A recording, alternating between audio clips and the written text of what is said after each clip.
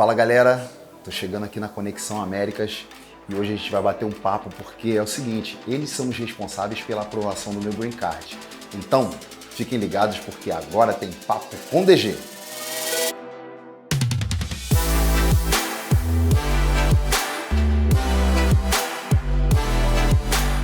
Olá pessoal, tudo bem?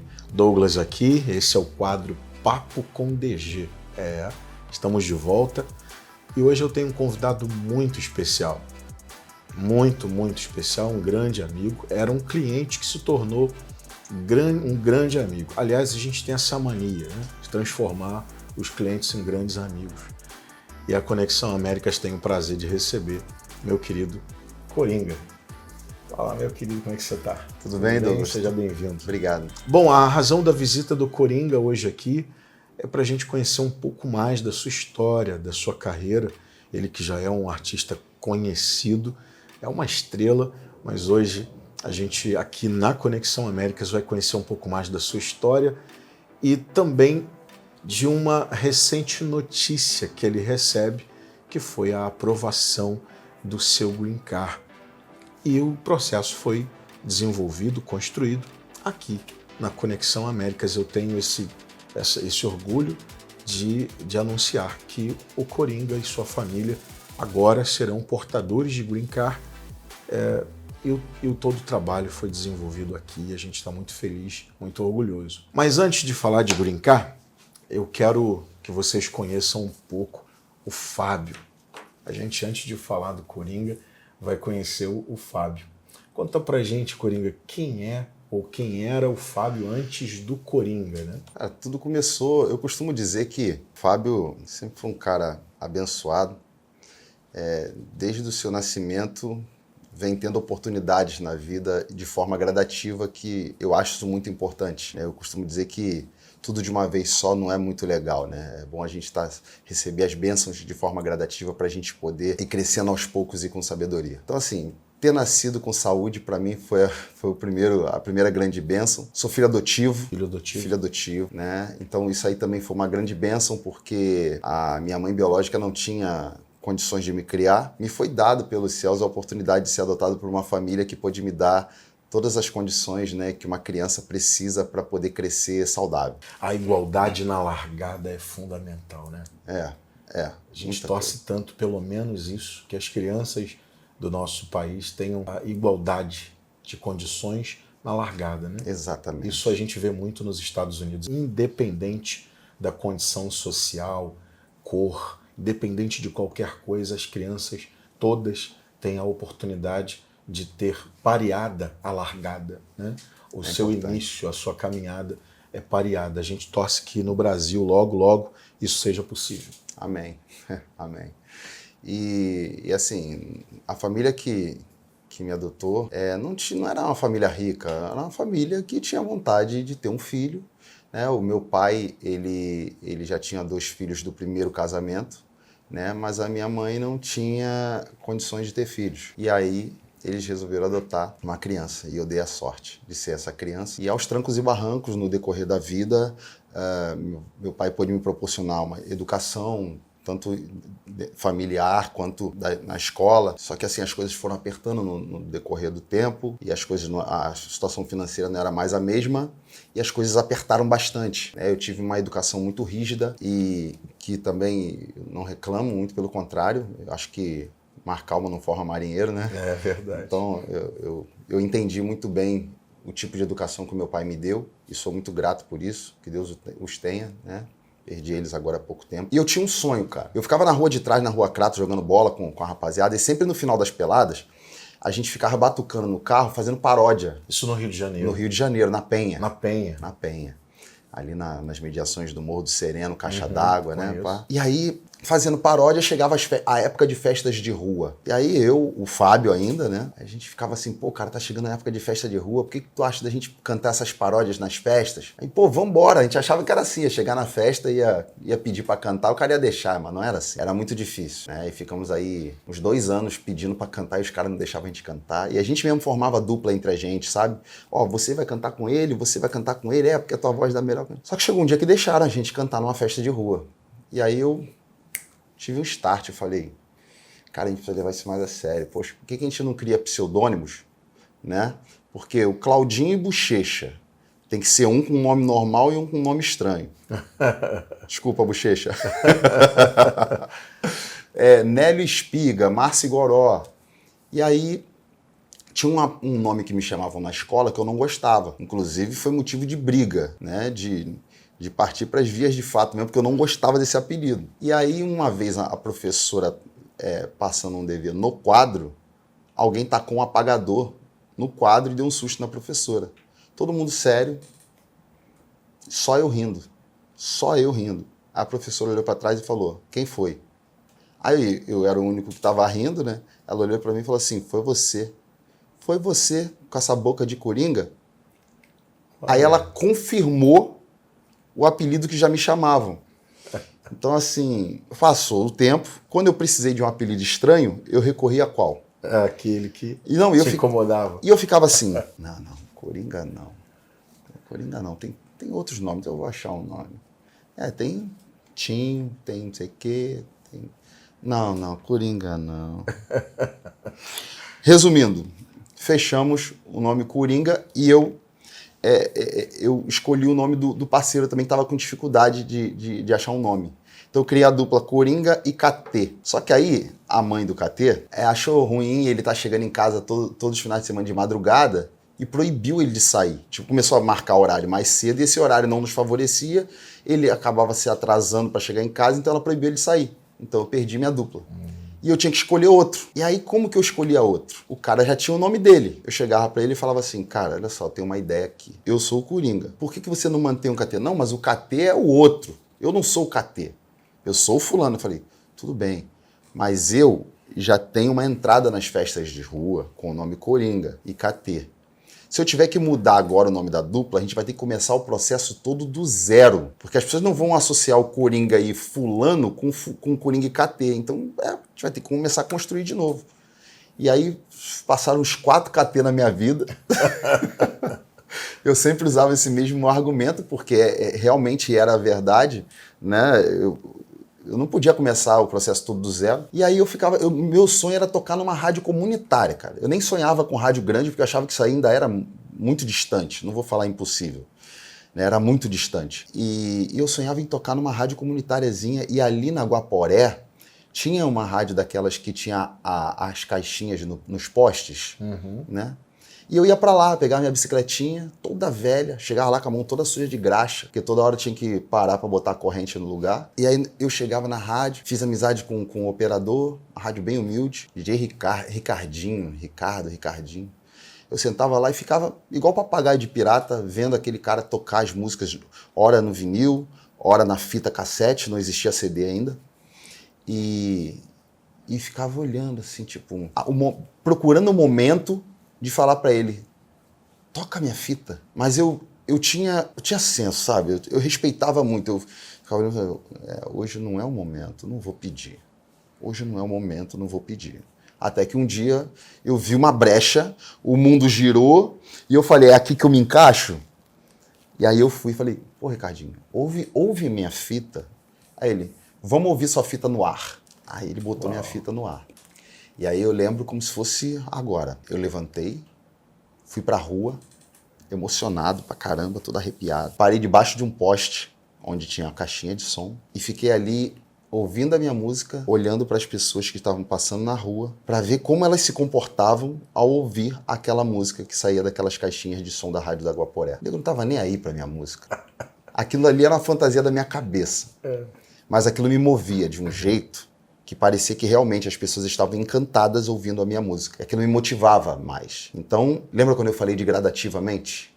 Bênçãos gradativas. Eu não tinha uma rádio FM na mão ali. Eu tinha a realização de um sonho que era tocar numa rádiozinha de comunidade. Rádiozinha de comunidade, quando eu falo, com todo respeito. Sim. E aí eu tracei outra meta. Agora eu quero tocar numa rádio FM do Rio de Janeiro. E eu comecei a perseguir isso. Só que a forma que eu perseguia isso era uma forma muito louca. Porque eu não tinha grana para pagar passagem, para ficar indo pro centro da cidade todo dia. Ali, nas rádios comunitárias, eu comecei a tocar em várias rádios comunitárias. Eu pegava minha bicicletinha E chegava. Eu não sei como é que o meu apelido não virou de Coringa para graxa. Porque eu só chegava nas rádios com as mãos sujas de graxa. Por conta da bike. Por conta da bike. Toda hora eu tinha que chegar e colocar a corrente no lugar. Às vezes eu passava a mão no chão assim para poder tirar um pouco da graxa, né? E batia para tirar a terra. E aí eu falei, quer saber? Tem um ônibus aqui que é circular. Era o 355. Ele ia na Praça Tiradentes e voltava para Tiradentes Madureira. E aí eu pensava assim, ó, eu vou pegar esse ônibus, eu tenho o dinheiro da ida e da volta. Meu pai me deu o dinheiro da ida e da volta. Como o ônibus é circular, eu vou passar, quando ele cruzar a Presidente Vargas para entrar na Avenida Passos, eu vou dar uma olhada, vou me esticar, vou ver se eu consigo ver a porta da rádio. Se tiver muito movimento, eu não desço, eu volto para casa dali mesmo. Se o movimento tiver legal ou eu sentir que é o momento, eu desembarco do ônibus e vou até a porta da rádio, porque a porta da rádio ficava assim de gente querendo entregar fita. E eu me colocava no lugar do DJ, que descia, que tinha acabado de fazer o programa, descia e via aquela multidão querendo falar com ele, entregar fita, que ele devia ser um saco. E eu falava, eu não quero ser mais um que tá ali, que é um saco. Preciso chamar a atenção desse cara, ou então preciso estar no momento perfeito para ele me ouvir. E aí, várias vezes eu voltei para casa no ônibus circular, economizava o dinheiro da volta, né? E às vezes o que eu fazia? Na ida, se o cara deixasse eu passar por debaixo da roleta, eu já economizava a ida. Se eu conseguisse então assim eu ia levando meus dias. E aí eu desci uma vez, consegui entregar minha fita lá na porta da Rádio Imprensa, a antiga 102,1. E só que assim, não tive resposta. E aí eu fui traçando estratégias. Eu falei, não. Quem não tem, como diz o Paulinho Gogó, quem não tem dinheiro conta história. Então eu não tinha dinheiro, mas não era muito de contar história. Eu criava a minha história. E aí eu estavam precisando de um cara para distribuir panfleto na frente do Olaria Atlético Clube. Porque tinham as matinês de domingo do Olaria. E aí eu fui lá. O dinheiro era pouco, mas eu falei, mano, não tô fazendo nada em casa. Vou pegar minha bicicletinha, deixo aqui no Olaria, pego meus panfletos, saio com a minha bicicleta e vou distribuir panfleto. Só que o que eu comecei a fazer? Eu chegava... Gente, vocês não vão achar foto minha antiga, não. Não achem. Por favor, não procurem, não busquem fotos minhas. Eu não sou bonito, mas eu era do avesso. Eu era muito feio. Mas eu era ousado. A prova de que eu sou ousado é eu ter casado com Manuela. Uma mulher linda, né? Olha como eu sou ousado. Então o que eu fazia? Eu sabia que tinha gente na equipe que pegava um monte de panfleto e jogava no bueiro, jogava em lata de lixo. Mas não, aquilo ali era como se fosse a minha moeda. Eu tratava aquilo como se fosse a minha moeda. E eu ia para as portas de escola no horário. Tipo, eu que cismei, falei, era para distribuir no sinal. Eu falei, não, eu vou para as portas de escola porque meio-dia tem entrada e saída e 5 horas da tarde tem entrada e saída. Só não vou 7 horas da manhã porque eu tenho que acordar cedo, não quero não. E aí, eu ia para a porta da escola e falava, e aí, tudo bem? Vai fazer o que domingo? Nada. Pô, a gente podia se encontrar lá na matinê do Olaria. O que você acha? Me passa teu bip. Lembra do bip? Bip, que Deus o tenha. Que Deus o tenha. Que o museu o tenha. Boa. E aí, cara, eu flertava com as meninas, mas eu não tava nem aí. Meu interesse não era nelas. Meu interesse era de que elas fossem. Só que de fato fossem no evento. Fossem no evento. E aí eu falava, quando chegar lá na porta, manda me procurar lá. Só que quando chegava no domingo, eu me escondia. Porque eu marcava com todas elas. Todas elas. Eu marcava com todas elas. Mas eu não falava em momento algum que era pra gente ficar, que era pra gente nada. Eu jogava o meu papo, elas achavam que iam entrar de graça por causa do meu nome, e eu sumia. E aí, todo mundo... Porque isso causava um alvoroço na portaria de todo mundo falar o meu nome. Mas não era o Coringa, era o Fábio. E todo mundo falando meu nome, o Pedrinho da Safari, que era o dono do evento, a Safari faz a festa, ele via, quem trouxe esse tumulto pra cá foi aquele divulgador ali. Cara, eu não sei. Chamava atenção. Essa ideia vinha dos céus. Eu confesso pra você que eu não peguei uma folha ou criei um quadro e fiquei traçando estratégia, escrevendo que eu vou fazer isso porque vai acontecer isso. Não, eu só fui fazendo. As coisas foram acontecendo. As ideias vinham e você foi executando. As ideias vinham, só ia executando, isso aí. E aí a matinê começou a dar certo. Hoje tem um nome chique pra isso. Inside. Olha que... se eu soubesse, eu tinha gourmetizado a minha posição, né? E aí, a matinê bombando, pá, não sei o que, eu fui chamado pelo líder da equipe, falou assim, ó, o Pedrinho vai começar a fazer uma matinê agora com o DJ Malboro, lá no Social Ramos Club. E você, ele perguntou se você não queria integrar a equipe. Vai ter um aumentozinho aí no... Tipo, eu ganhava R$25 e aumentar para 30. Um exemplo, uma parada assim. Aí eu falei, não, quero sim, pá, não sei o que. Ele quer te botar como líder. Eu falei, pô, cara, não me bota como líder, não. Porque o líder tinha que caguetar quem jogava os papéis fora. E mano, a minha não era essa. Eu não queria problema, eu queria solução. Deixa eu quietinho ali. Aí comecei a fazer a divulgação. Só que quando eu peguei o panfleto da divulgação do Social Ramos Club, quem era a atração principal? DJ Malboro. Eu falei, é agora. Eu vou arrebentar nessa divulgação, vou criar aquele tumulto lá na porta. E depois eu vou pedir um aumento. Só que, olha só o lance do aumento. Eu sabia que eles não iam me dar o aumento. Eu panfletando, pá, matinê bombando.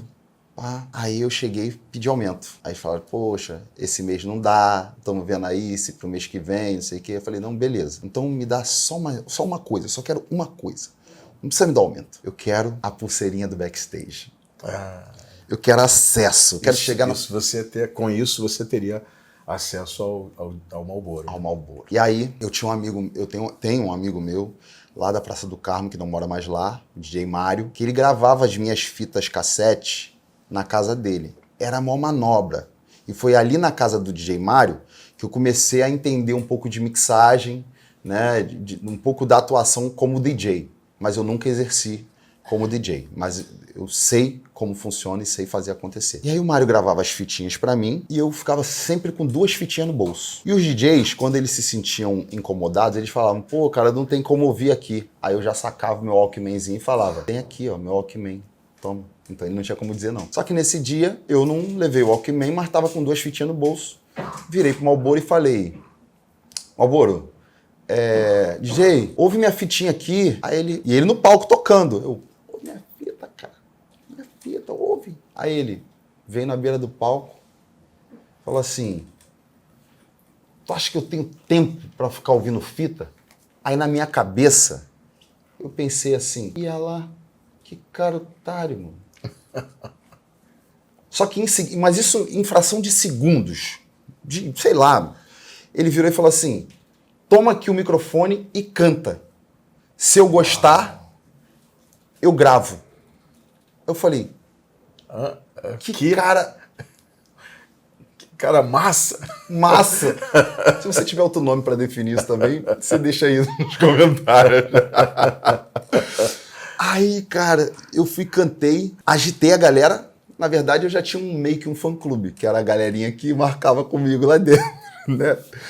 E aí ele falou assim, ó, procura meu estúdio lá no Meia. Só chegar no Meia e perguntar onde é que é o estúdio do Malboro, todo mundo sabe. E eu falei, tá bom. Porra, no dia seguinte, cara, segunda-feira, a matinê era no domingo, na segunda-feira, peguei o 676, falei, só chegar no Meia, vou descer aqui do lado do bombeiro, né?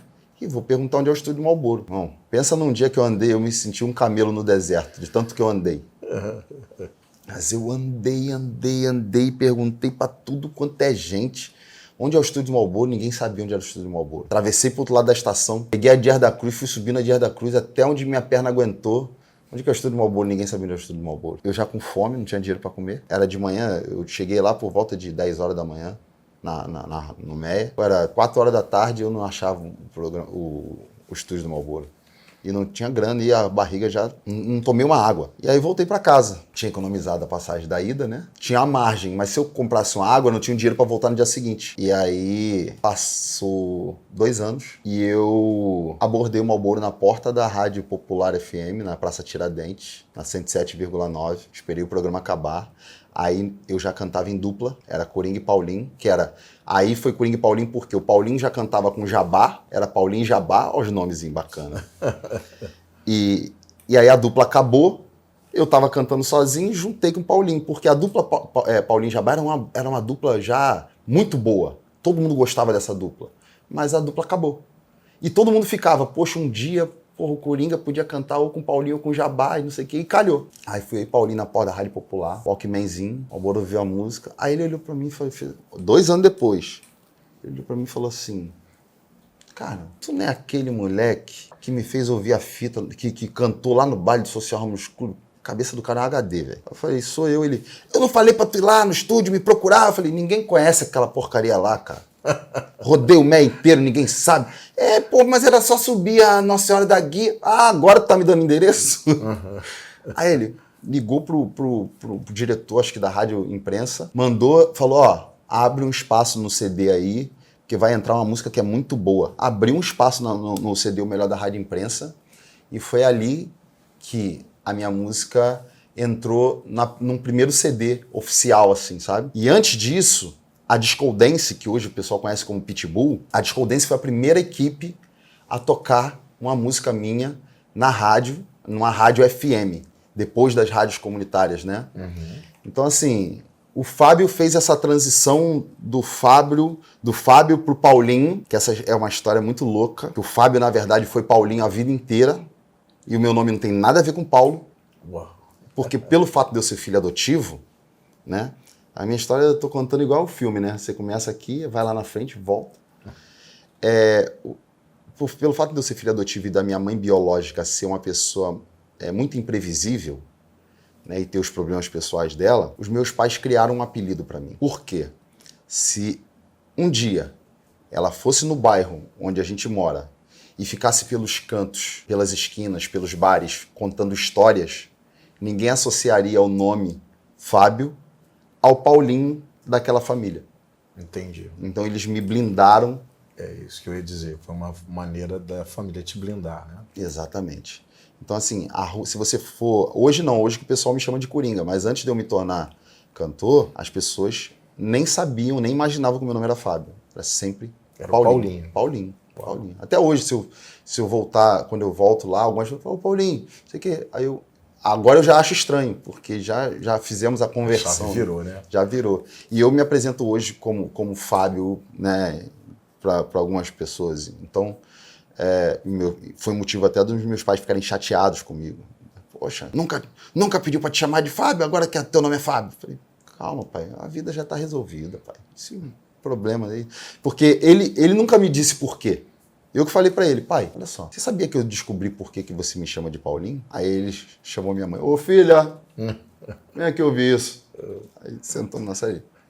Diz aí. Aí eu, não, pai, por quê? Você dizia que mudou meu nome?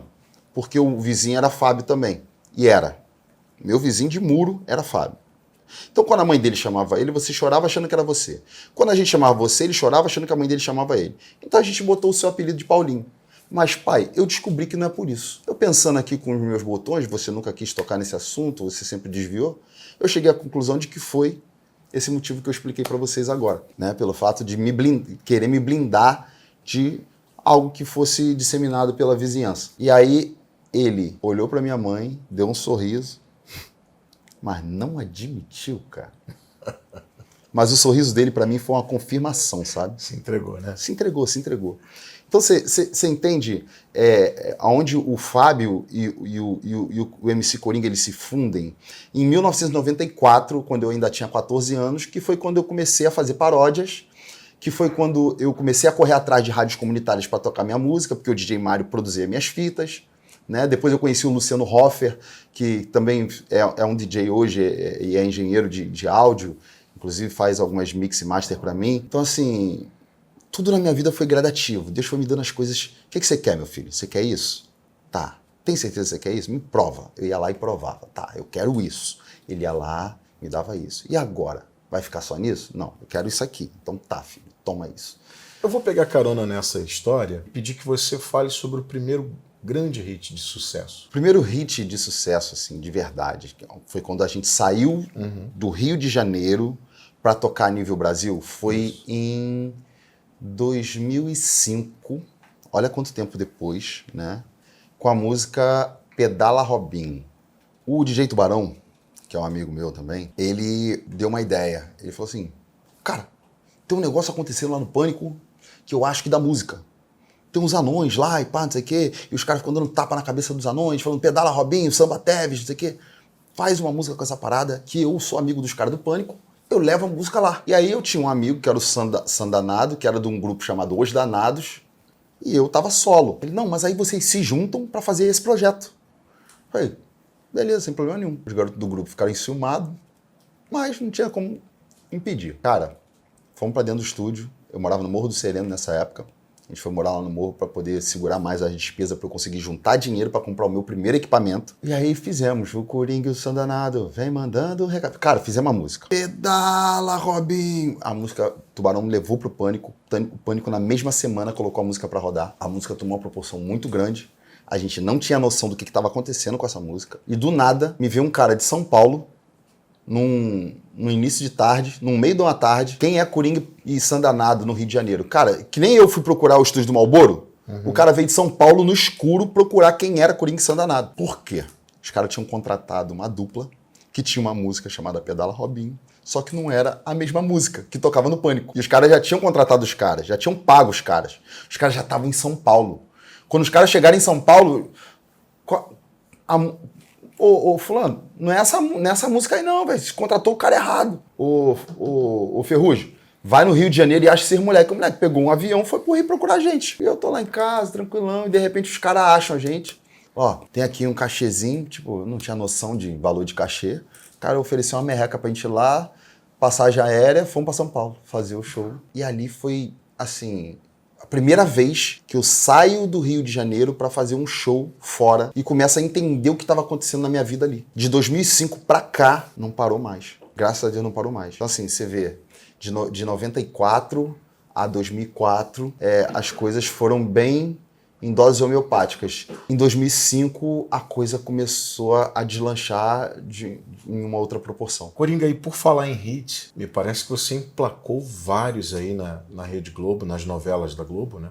Então, é a continuidade daquelas bênçãos gradativas, né? Foram, não sei, não lembro o número ao certo, mas foram mais de 10 trilhas entre novelas e filmes. Tem até um clipezinho no seu YouTube, no seu canal no YouTube, que tem uma contagem lá, se não me engano, vai até 10, né? Só que já foram mais de 10 hits, né? Eu vou ter que atualizar, cara, aquele vídeo lá, né? É porque, assim, na novela América, que foi a primeira música que tocou, foi Pedala Robinho, né? E eu achava que um raio não caía 2 vezes no mesmo lugar. E eu só agradecia a Deus pela oportunidade. Falei, nossa, uma música minha tocando numa novela, no horário nobre. Para aí, porque eu vou pedir pessoal de casa para assistir. Então a produção solta aí esse clipe que tem um resuminho de todos esses hits que emplacaram novelas na Rede Globo. Pedala, Robinho! O tamborzão tá rolando e as minas vão descendo até o chão. Vai, danada, vem que vem, rebola até o chão. É quebra, vem mexer, vem dançar. Que eu gosto quando eu gosto dessa dança sensual que faz bumbum mexer, que faz bumbum mexer. Dance mais um pouco, balance esse corpo, desce mais um pouco. Bota o tambor pro alto, pode descer do salto, que eu vou te ver dançar. Só você que não percebeu que o clima rolou entre nós. As que tão soltinhas, que tão preparadas, as que são solteiras. Só você que não percebeu que o clima rolou entre nós.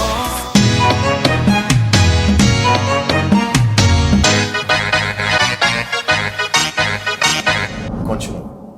E aí, depois, tocou numa outra, na Favorita, o tamborzão tá rolando, e eu falei, nossa, caiu o segundo raio no mesmo lugar, mas não deve cair mais, né? Tá bom, obrigado, senhor, pela oportunidade.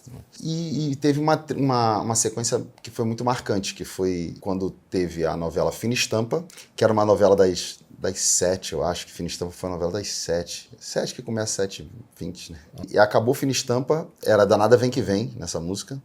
E aí começou a Avenida Brasil, que foi uma novela que quebrou recordes, com a música Pra Me Provocar. E aí acabou a novela Avenida Brasil, entrou Salve Jorge com Dança Sensual. Então foram 3 músicas em sequência que marcaram bastante a minha carreira. Inclusive, eu tô reivindicando aqui o meu direito de pedir música no Fantástico, porque foram 3 novelas em seguida. Tô brincando.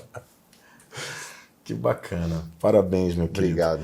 E conta pra gente como foi a experiência de participar num reality show conhecido, que é o Dancing Brasil, que ali o Coringa deixa de ser o cantor, o compositor e vira dançarino, e dos bons, tá? Cara, foi uma experiência muito louca, Douglas. Mas foi muito legal. Eu acompanhei com minha esposa. Mas doeu. Não, no Aquele início, da Pantera cor-de-rosa, marcante, sensacional. Né? Marcante demais.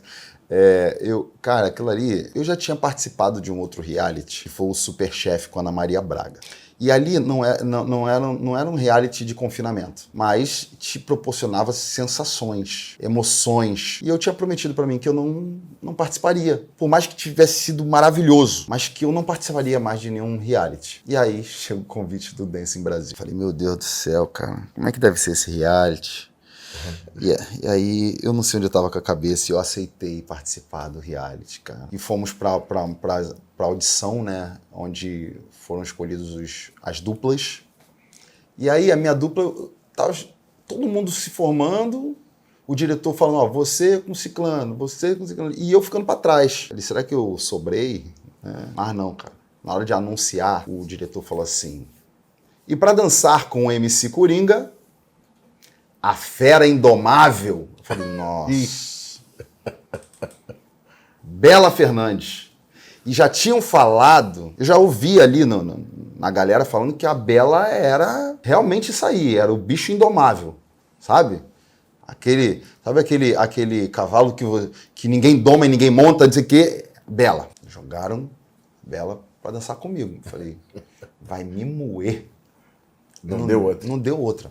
Primeira semana tinha uma coreografia lá que ela vinha correndo e eu tinha que pegar ela de um jeito, virar uma cambalhota dela pra ela cair de cabeça pra baixo, eu apoiando as pernas dela aqui, e depois eu tinha que fazer um negócio pra ela voltar e cair no chão fazendo espacate. Eita! Cara, foi a minha primeira contusão. Aqui, ó, meu antebraço, meu braço todo ferrado e Você começa a sentir dores no corpo, em partes do corpo, que você nem conhecia. Exatamente. Exatamente isso aí que você acabou de dizer. Porque ali é dança de salão. E a dança de salão não é a dança que você faz num baile normal ou que você dança na sala da sua casa. Dança de salão é um negócio mais rigoroso, mais exigente, né? Rapaz, olha, um poste dança melhor que eu, viu? Geralmente quem diz isso esconde o jogo. Douglas, queremos ver você dançar. Não querem ver. E aí, cara, nas 3 primeiras semanas, eu falava pra Manuela em casa, eu falei, Manu, eu vou parar, eu não vou voltar mais. Aí eu falava pra produção, gente, é pra almoçar aqui ou posso ir em casa? Só uma coisa, se vocês deixarem em casa, eu não volto mais. E minha vontade era sumir de verdade, eu chegava em casa cheio de dor. E os ensaios eram quinta, sexta e sábado, porque o programa domingo era o descanso, segunda tinha prova de figurino e revisão. Terça tinha o tiratema do figurino e marcação de luz. E marcação com o câmera também, porque o câmera tinha que saber a sua coreografia, porque ele te acompanha. Então ele tem que saber os movimentos que você faz, senão chega na hora... Pega o cara, dá uma pesada no cara. Tem um choque ali na hora da gravação. Isso aí. Então o que acontecia? Como que eu ensaio sexta e sábado se eu tenho show? Então a gente começava, o programa ia ao ar na quarta, né?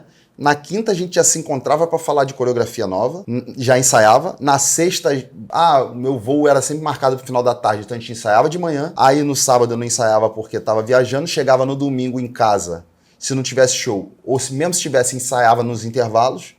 Ensaiava na segunda, mesmo com marcação de figurino, ensaiava terça mesmo com marcação de luz e ensaiava quarta até a passagem geral.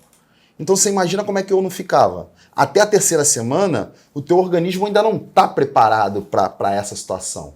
Né? Tu está modificando o teu corpo, o teu organismo. Da quarta semana em diante, Douglas, eu era uma máquina.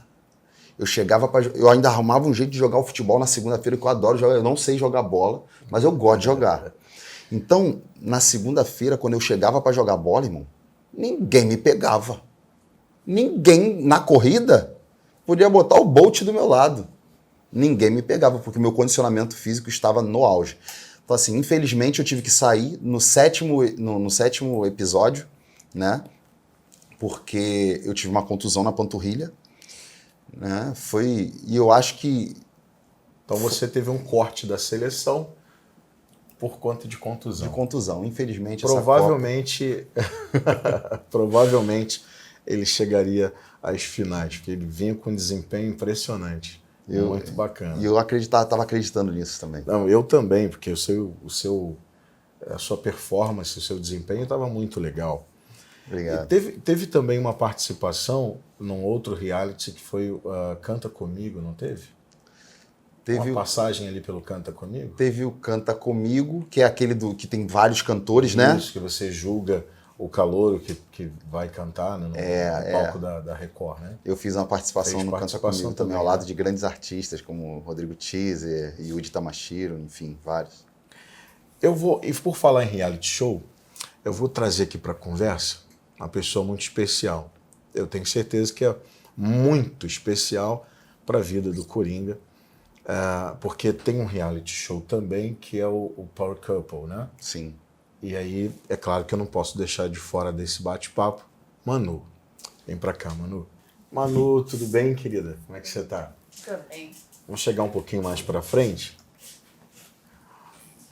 Pessoal, essa é a grande estrela, né? Manu, que é a esposa do Coringa e uma pessoa muito especial. Eu conheço a Manu há algum tempo, é uma grande amiga e uma pessoa que não deixa de ser também uma das principais responsáveis pelo sucesso desse rapaz aqui. Eu tô falando bobagem. Não, é exatamente dessa forma. Não é? E aí, querida, como é que você tá? Tô bem. Tudo bem? Tudo Como é que foi essa história aí do Power Couple? Conta pra gente. Ai, Molezinha, né? Não, foi não. Quando se fala do outro lado aí da vida do Coringa, né? Porque eu sou o Fábio, né? Você é casada com o Fábio, com né? o Fábio. E aí quando eu tenho que estar no lado do Coringa, nada é fácil. Porque eu fico com muita vergonha, eu não sei ainda. Mas e aí, Coringa, como foram aqueles dias lá de desafios aos montes no Power Couple? O pessoal em casa tá vendo umas fotos passando aí. Cara, foi bem tenso, porque a gente tinha ali casais competitivos, né? Que era o Regis Danese, Maurício Matar, que é um cara que a gente, só de olhar para ele, a gente sabe que ele é um cara que aceita, é um cara bom de desafios radicais, né? Uhum. O Naldo, que eu achei que fosse um cara bom de desafios também radicais, mas que na hora amarelou. Mas quem, filha, que tava com a gente? A Renata e o Diego também. A apresentadora, né? Isso, lá do Hoje em Dia, isso aí. E aí, cara, eles nos submetem a algumas provas ali. Por exemplo, eu tenho pavor de altura. Você não tá entendendo. Eu tenho pavor de altura. Uma vez o Gilberto Barros me fez pular de um avião. Eu pensei que eu ia morrer, porque não era combinado de eu pular do avião. Eles falaram que eu tinha que estar com equipamento para prevenir de acidente. Isso aí. Uhum. Chegou na hora, o instrutor... Vai. Na verdade, pulou junto comigo. Uhum. Mas, cara, eu achei que eu ia morrer. Eu falei, não faz mais isso não sei o quê. Então, o Power Couple, ele te lança esses desafios. Tem um estilingue humano, o cara te prende aqui embaixo, um guindaste, mais ou menos uma altura de 10 andares, e aí o elástico vem esticadinho, preso no chão, só que você está preso no elástico. E quando ele te estilinga, quando solta aqui, você passa da altura do guindaste. Então você vai a uma altura de um prédio mais ou menos de 15 andares, 20 andares. Nunca façam isso comigo. Serão presos por tentativa de homicídio. Né? Não faz, não. Isso era o que eu dizia também. Rapaz, jamais teria condição. Não, e você não sabe. Não brinca assim comigo, não. Mas você não sabe. Tu achou que era só isso aí, molezinha? Não era só estilingar. Não. Tinham 5 barris, ou 7, enfileirados. a Manuela tirava uma figura de dentro de um barril, em sequência, e quando a Adriane Galisteu falava, e aí, Coringa, você está preparado? Aí eu, sim. Quando você dá o sim, o cara solta, tu voa com a câmera aqui no rosto, tu voa, e tu fica ali quicando, e depois eles te voltam para a base. Depois que você está na base, aí é que vem a pergunta. Coringa, você lembra das figuras que a Manuela te mostrou em sequência? Depois de quase perder os sentidos. Exatamente. Mas vou te falar, na primeira eu acertei as 7. Uau. Aí eu fui estilingado de novo. Aí eu errei 2. Foi. Errei 2. A terceira eu não quis ir. Ah, então teve bis, né, nessa experiência. Teve. Quer dizer, foi estilingado 1, 2 e teriam outras? é isso? Eram 3 vezes. Eram 3 vezes. E aí quem acertasse o maior número em sequência, tipo, se tu acertou 3, errou a quarta, então até tu acertou 3. E aí, por que eu aceitei ir nesse primeiro desafio? Esse foi só o primeiro desafio. Eu aceitei porque eu pensei, o Regis Danese não vai. Já tinha dito que tinha medo de altura. É. O Naldo falou, não brinquem comigo com esse negócio que eu não vou, vai dar problema. E ele realmente não foi. E aí eu tava na dúvida do Diego Maurício, e do Maurício. Aí eu falei, se eu não for, eu vou ficar empatado com a zona de rebaixamento, que é o Regis Danese. Eu até brinquei com o Regis Danese, eu falei, mas vem cá, Regis, me fala uma coisa. Cadê o entra na minha casa, entra na minha vida? Vai amarelar, irmão? E aí eu falei, eu vou só para ficar nivelado com o time de cima. Porque eu sabia que o Maurício ia, eu achava que o Diego foi também, o Diego foi. Então, assim, eu fui para não ficar zerado, mas não sei o que me deu para aceitar. E o outro foi a cozinha invertida, que eles fazem... Como é que é? Fala, conta você. Que história é essa de cozinha Você invertida? tem que fazer um bolo, né? Um prato, né? Lá, no caso, foi um bolo de cabeça para baixo. Eles viram a cozinha, ele prende você Uau. e vira a cozinha de cabeça abaixo. E você fica de cabeça para baixo? Pegando ingrediente, pegando talher, pegando tudo de cabeça para baixo. Pegando tudo de cabeça para baixo. Eu pedia, pelo amor de Segurado Deus, pelos para me pés. tirar. Eu aceitaria ser estilingado mais 2 vezes ali, mas eu não queria participar daquilo. E esse para mim foi tranquilo. Pra ela foi tranquilo, de boa. Conseguiu fazer o bolo Fiz. invertido? Fizemos. A gente só não conseguiu ganhar essa porque ele teve uma hora que ele falou, cara, tá doendo muito minha canela, me tira daqui, me tira Porque os daqui. acessórios que Aí te eu prendem parei. te machucam. Acabam machucando. Não sei se eu que não posicionei o pé direito e tudo mais. Mas assim, no final de tudo a gente dá boas risadas, mas durante a parada não é maneiro não. Foi muito gostoso. Para quem tá em casa é super divertido, né? É, né? Super. Né? Para quem tá em experiência casa é muito boa. super divertido. Vocês puderam ver aí algumas cenas muito rapidinho. Deixa aqui nos comentários, você toparia participar de um reality como esse? Coringa, eu acho que se a gente fosse contar toda a tua história, é papo para mais de metro, né? A gente ficaria aqui até... Porque a gente dá boas risadas, a gente aprende bastante, porque nessa história do Coringa também tem uma parte de superação, tem muita coisa que a gente nem está conversando ainda. Tem muita história, né? Tem. Muita coisa, muitas águas. Apesar de eu ser rolar. novinho assim, Novinho, né? Mas, de repente, aparece um desejo, um sonho de residência permanente ou green card para os Estados Unidos, né? Pensando no mercado internacional, você, então, descobre a Conexão Américas. Como é que nós entramos nessa história tão bacana de vocês? quando a gente descobre que existe uma empresa séria que faz um trabalho muito bem organizado, que mostra um comprometimento com aquilo que se propõe a fazer, e isso nos aproxima muito da possibilidade de realmente tornar isso realidade. Bacana. Então, assim, dentro do meu trabalho, eu já tive inúmeros convites para poder fazer shows, principalmente nos Estados Unidos. Mas a gente sempre esbarra nas despesas em que o contratante tem na hora de nos levar. Porque ele tem que emitir um visto de trabalho. E isso não é barato. E aí, eu conversando com a minha esposa, nós entendemos que seria necessário, seria um plus que nós tivéssemos esse acesso para não levar esse tipo de despesa para o contratante. E aí, quando a gente conhece a Conexão Américas, a gente vê que isso não está tão distante, né? E é aí que começa a nossa história. Verdade. Quando o Coringa nos procurou, ele não tinha ainda noção de qual visto, né? Que tipo de processo a gente vai desenvolver. Ele trouxe para a gente a necessidade dele, nós estudamos as possibilidades e apresentamos o processo conhecido como EB1, um processo de habilidades extraordinárias. Ele, como um artista renomado, com uma carreira consolidada, premiado, então nós entendemos que o melhor caminho para o Coringa seria o EB1. É um processo que, em caso de aprovação, garante o green card para ele, para a esposa, para as filhas, garante o green card para a sua família.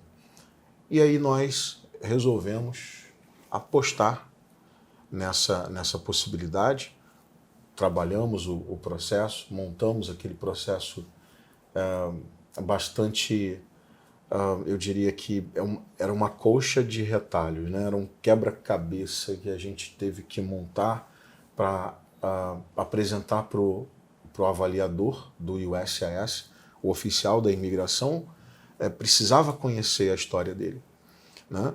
Precisava conhecer o Coringa, precisava entender a representatividade do Coringa, a representatividade da música, do trabalho dele, da carreira dele, dos prêmios que ele recebeu, das participações em tantos programas de televisão.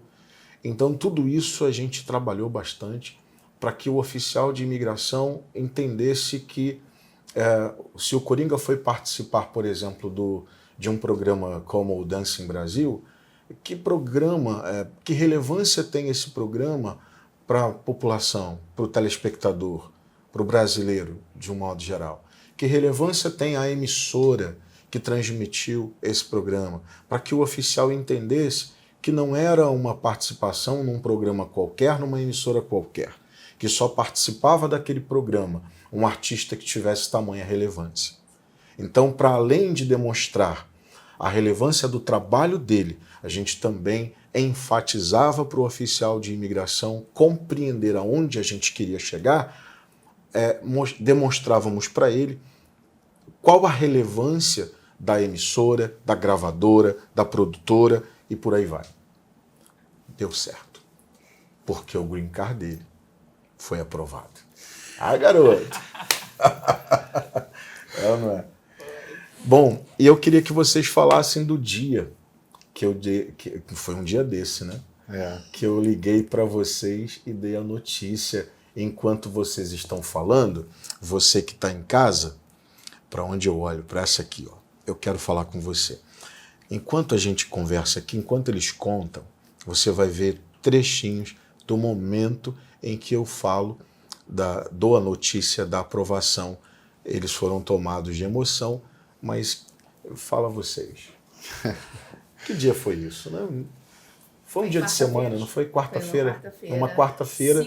5 horas da tarde. Final da tarde. Pra 5. Pego vocês de surpresa. Totalmente, né? Cara... Totalmente. E nós temos comemorado bastante esse ano de 2023, porque no ano de 2022 a gente agradeceu muito a Deus pelas coisas que estavam acontecendo na nossa vida. E a gente tinha fé de que 2023 seria um ano maravilhoso. E a gente acredita que 2024 e por aí vai, né? E a gente estava comemorando algumas coisas que tinham acontecido naquela semana, né? Olha que era meio de semana, era uma quarta-feira, a gente já estava agradecendo por muitas coisas que tinham acontecido. E veio a notícia, você ligou para nós para botar a cereja ali no bolo. e transbordar-nos de alegria, cara. Foi uma surpresa maravilhosa, a gente estava tenso, a gente estava preocupado, porque o meu neto acabou de nascer, né? A minha filha mais velha acabou de ter um filho, e a gente estava se programando para poder ir aos Estados Unidos, né? Compramos a passagem, alugamos carro, já definimos o lugar onde nós vamos ficar. E quando a gente ficava apreensivo, a gente, nossa, quando é que vai vir a notícia? Será que é agora que retém? Por mais que você tivesse já explicado tudo pra gente 500 vezes, mas a gente acaba esquecendo um detalhezinho outro e a gente fica preocupado, né? Porque é um campo que a gente desconhece. E aí você vai lá e faz assim, alô? Cadê o bolo? Bota o bolo na mesa aí que eu tenho um negócio. Que eu tenho a cereja. Eu tinha acabado de falar pra você, Fábio, tá tudo resolvido, hein? A gente vai mesmo. Acabei de fechar o hotel e o carro que era o que tava faltando. Deu 2 horas depois você liga. Aí eu falei logo, né? Notícia boa ou ruim? Não sei. Eu guardei segredo. Ai, Jesus. Mas foi maravilhoso, cara. Né? Quem atendeu foi a Manu. Porque Coringa estava no banheiro, estava tomando banho. Não tem problema, eu ligo daqui a 5 minutinhos. Deixa ele tomar o banho dele. Foi quando você perguntou, ai Douglas, me diz, é notícia boa ou ruim? Não, calma, bota o Coringa aí na ligação que daqui a pouco a gente conversa. Deixa ele tomar o banho dele em paz. Mulher ansiosa, não, a gente não sabe. E a gente não sabia exatamente porque, cara... A gente não sabia do que se tratava. O que vai vir dessa... Eu achei que vinha bomba. Apesar de que o Douglas nunca nos ligou para dar notícia ruim, né? Não, sim, mas uma bomba no sentido assim... não, vocês não vão poder ir, né?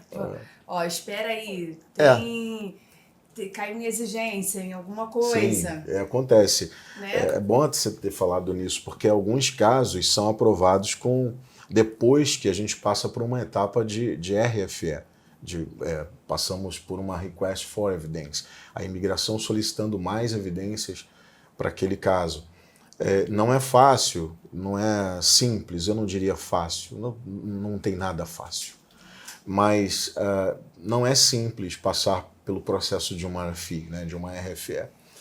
E que muito interessante o caso, né, porque inicialmente aparecia no site do USCIS, aparecia que a decisão da imigração era pela emissão de uma RFE. Lembra disso? Uhum. A primeira notícia que nós tivemos não foi de aprovação direto, foi de uma RFE que iria chegar na residência de vocês. Eu até liguei para avisar, olha, vai chegar um documento, uma RFE, assim que esse documento chegar, eu preciso da cópia para a gente entender quais são as objeções ou quais são as evidências adicionais que a imigração está solicitando. Essa RFE nunca chegou.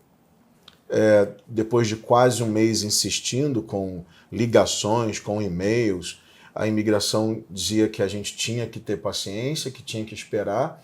Um belo dia, nós ligamos novamente para o USCIS e eles disseram, o caso de vocês, o caso do Fábio foi atualizado. Então nós entramos no sistema, eis que estava aprovado. Então a RFE nunca chegou, mas chegou a aprovação, né? Que maravilha, né, cara? Então, assim, eu parei tudo aqui no escritório no dia. Gente, para tudo, traz a câmera, vou ligar, quero falar com eles agora. E foi muito emocionante, né? E aí, quando ele entrou na chamada que eu dei a notícia, aí... Escorreu até um suor aqui. Né? Foi, né? Que barato. Foi muito emocionante, de fato, até a filhinha de vocês ali. E eu confesso que ela não sabia o que estava acontecendo, mas por ela ter visto a nossa alegria, a nossa felicidade, ela somou ela pensou, é algo que deixou eles felizes, então eu também estou feliz. E ela falou isso, com 5 anos de idade, ela não sabia o que estava acontecendo, mas ela se sentiu feliz pela nossa alegria. Que bacana. É a realização, não deixa de ser a realização de um sonho, né, para vocês. Sim. E por falar em realização de sonho, já caminhando para o final, eu queria que vocês deixassem uma mensagem para a pessoa que está em casa e ela guarda um sonho. Muitos pensam que não é possível, ela se sabota muitas vezes ou superestima a realização dos outros, mas ela acha que para ela nunca vai acontecer, para ela não é possível, e ela coloca uma série de dificuldades, ela impõe sobre o sonho dela uma série de obstáculos, quando na verdade a gente sabe que tudo, absolutamente tudo é possível quando você crê, né? Quando você persegue o teu objetivo, quando você persegue o seu sonho com ética, né? Com ética, com honestidade, mas com muita dedicação, com muito esforço, sem precisar atropelar ninguém, passar por cima de ninguém. E essa é uma história que vocês desenharam. Mas tem gente em casa que é desanimada, porque as dificuldades se apresentam, os problemas se apresentam, e às vezes diante de uma dificuldade, diante de uma situação não tão positiva, até quem sabe uma RFE, uma negativa, porque acontece. E aí você vai se dobrar diante da primeira negativa no seu pedido de green card, por exemplo. É claro que a gente aqui não está falando agora só de conquista de um green card, a gente está falando de realização de um sonho, seja ele qual for, né?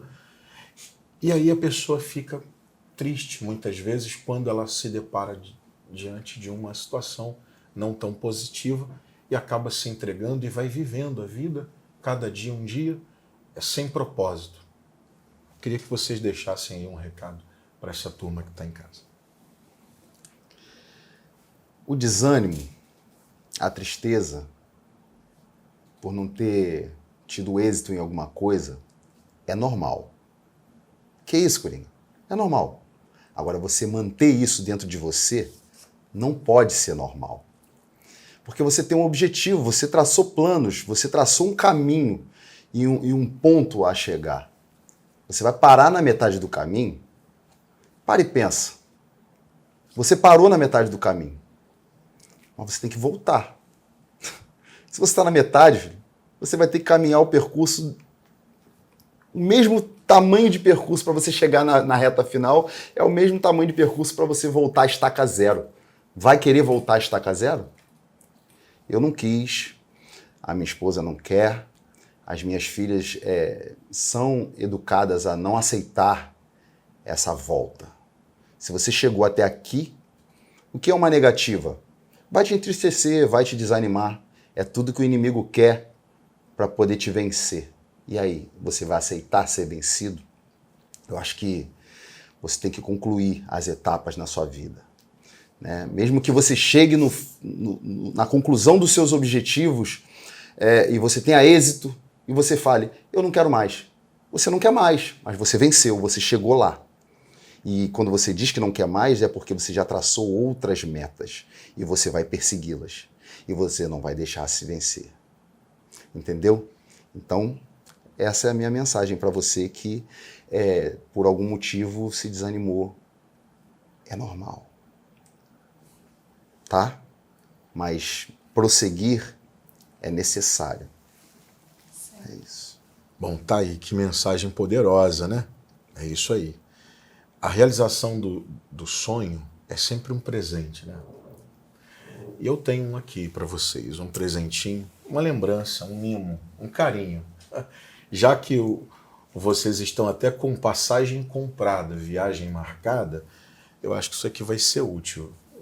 Dá uma olhadinha aqui. Abre aí pra gente... Vocês vão olhar minha cola? Não. Olha que legal. Ó, eu gosto muito. Calma aí, gente. Peraí. Eu sei quem é que vai tomar de assalto. Ana. E é com a nossa marca, olha. Aham, Ó, Conexão Ó, Américas. ó, aqui, ó. Ai, que maravilha. Deixa eu ensaiar. Olha. Ai, que delícia.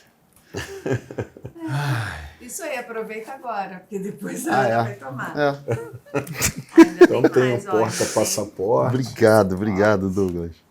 Tá? Tem aí a etiqueta para mala, tem a necessaire. Eu gosto muito. Fizemos uma viagem agora, fomos a uma cidade do interior de Minas Gerais. Eu sempre levo na van Agora eu vou de Conexão América. Obrigado. Obrigado. Quero que vocês levem essa lembrancinha, mas principalmente carrega a gente no coração. Eu não preciso pedir isso, mas eu espero que vocês carreguem a gente no coração de vocês. Obrigado. Não Obrigado. tem como ser diferente. E assim, inevitável, né? A gente, no decorrer da vida, a gente vai escrevendo a nossa história, vira a página, escreve outra história, encerra um capítulo, começa outro. E eu digo que hoje, se eu tiver que contar a minha história, em algum desses capítulos, é inevitável. Tá lá, Conexão Américas. Ah, garoto. Obrigado. Obrigado a vocês, obrigado, de verdade. E a conexão. Não tem Muito como ser obrigado, diferente, não. Com certeza. Foi um encontro, assim, né, inesperado, É verdade. que marcou. Marcou e agora fechamos aqui esse ciclo muito importante. Obrigado a gente pela realmente confiança. não sabia por onde começar. Não sabia, mas é um sonho do Coringa. Já vínhamos É um sonho pesquisando. do Coringa já de muitos anos, mas a gente realmente não sabia por onde começar. E aí você foi apresentado pra gente por uma pessoa que caiu de paraquedas também na nossa vida, que foi uma vizinha que a gente não se conhecia, que é a Flávia, Verdade. né? E as coisas foram se encaixando. Se conectando, assim, né? Foi se encaixando de uma tal forma que às vezes eu olhava pro Fábio com o coração apertado, porque demora, né, a resposta. E o ser humano é imediatista, né? A gente quer respostas rápidas. E eu ficava, calma, Fábio, calma, o Douglas vai vir. Na hora que tiver que vir, ele vai vir. Fica tranquilo. As coisas vão acontecer do jeito que tem que ser. Verdade. E aí foi caminhando e a gente tá aqui. Até a notícia 2 do sim. anos. Família Marzulo, estamos chegando. Gente, muito obrigado pela presença de vocês aqui nesse bate-papo. Como é que é a história aqui? Papo com DG. Papo com Deus. E hoje essa dupla, esse casal, a quem eu aprendi a admirar, respeitar e amar. E fico muito feliz com a presença de vocês aqui e que a história, ao final, tenha sido um final super feliz, né? Amém. Obrigado pela confiança de vocês. E a gente volta qualquer dia desses, um papo com DG.